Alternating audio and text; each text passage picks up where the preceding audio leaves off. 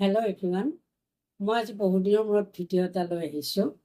গা বেয়া আছিলে আৰু অলপ ব্যস্ত আছিলোঁ কাৰণে মই ভিডিঅ' কৰিব পৰা নাছিলোঁ। আজি মই ভিডিঅ'ত লৈ আহিছোঁ কাচকলৰ কোফ্তা। এই কাচকলৰ কোফ্তা কাৰীৰ কাৰণে মই দুটা কাচকল বাকলিৰ সৈতে বইল কৰি লৈছোঁ। অলপমান আলু দিছোঁ আৰু কটা পিঁয়াজ অকণমান, এটা কাটা পিঁয়াজ, আদা নহৰু অলপ কাটা আৰু হালধি, জিৰা গুড়ি, ধনিয়া গুড়ি আৰু অলপমান নিমখ। প্ৰথমতে এইখিনি মই পিটিকি ল'ম। এতিয়া এচামুচ ঘি দি দিলোঁ। এতিয়া এইখিনি মিক্স কৰি সানিম। এতিয়া এচামুচ বেচন দি দিলোঁ।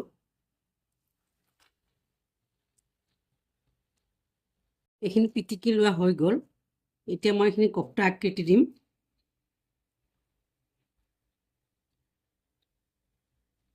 নিমখটো আপোনালোকৰ সোৱাদ অনুযায়ী দিব। আৰু আমাৰ মানুহ দুজন কাৰণে মই দুটা কাচকল লৈছোঁ। আপোনালোক যিখিনি দৰকাৰ হয় সেইখিনি লৈ ল'ব।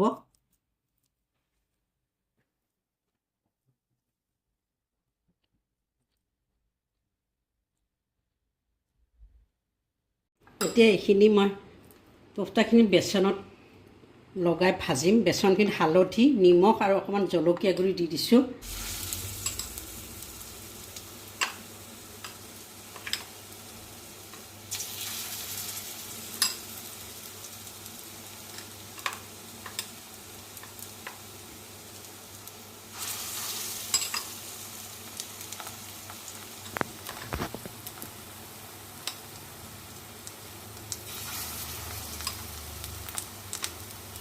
কোফ্তাকেইটা ভজা হৈ গ'ল।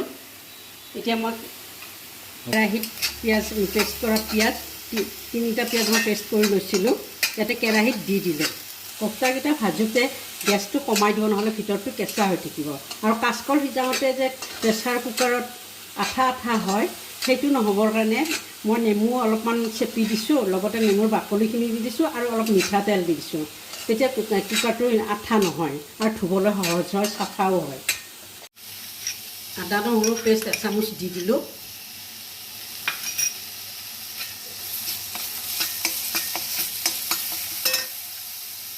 ইয়াতে বিলাহী আৰু জলকীয়াৰ পেষ্ট দি দিলোঁ।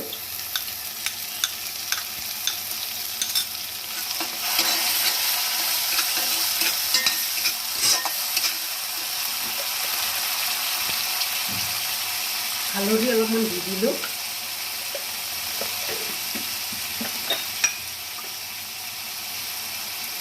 অকণমান জিৰা গুড়ি দি দিলোঁ। ধনিয়া গুড়ি এচামুচ দি দিলোঁ। জলকীয়া গুড়ি অলপমান দি দিলোঁ।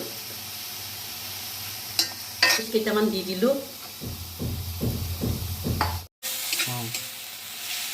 ডাঙৰ কাপেৰে একাপ পানী দি দিলোঁ। একাপ গোটেই নালাগে, আধা কাপ দি দিলোঁ, বেছি হৈ যাব একাপ দিলে।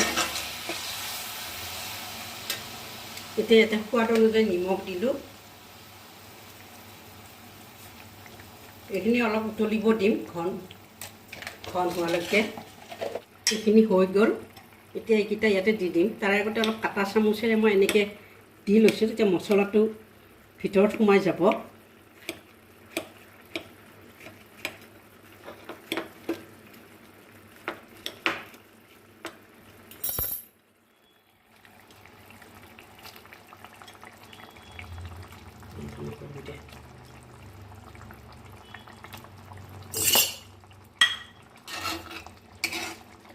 গেছটো অকণমান বঢ়াই দিলোঁ।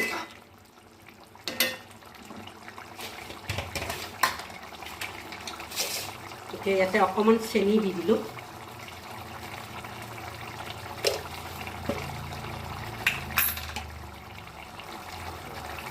ঘি এচামুচ দি দিলোঁ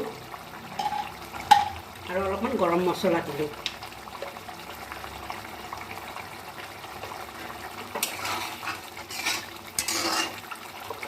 হৈ গ'ল এইখিনি। এতিয়া ঢাকনি দি গেছটো অফ কৰি দিম। 5 মিনিটৰ কাৰণে ইয়াতে কেৰাহীতে ৰাখিম। হৈ গ'ল আমাৰ কোফ্তা কাৰী ৰেডি। এতিয়া ভাতৰ লগত গৰম গৰমে খাম। আপোনালোকেও বনাই চাবচোন কেনেকুৱা লাগিছে, আৰু ভাল লাগিলে জনাব। ভিডিঅ'টো চোৱাৰ বাবে ধন্যবাদ। আকৌ আহিম আপোনালোকৰ মাজলৈ।